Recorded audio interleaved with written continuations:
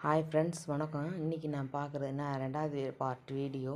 இதில் வந்து எல்லா பொருளையும் வரிசையாக அடுக்கி வச்சுட்டு, இட்லி அரிசி, சீனி, சுண்டல், வெல்லம், கடலப்பருப்பு, ரவை, துவைக்கிற பொடி, சோப்பு ஐட்டங்கள், அடுத்து வந்து முந்திரி, திராட்சை, அப்புறம் பார்த்திங்கன்னா இது மிளகு, சீரகம், கடுகு, வெந்தயம் எல்லாம் 1/4 கிலோ அதனால் தனித்தனியாக பேக்கிங்கு அதையும் போட்டு கரெக்டாக அந்த மாதிரி லைனாக வச்சாச்சு.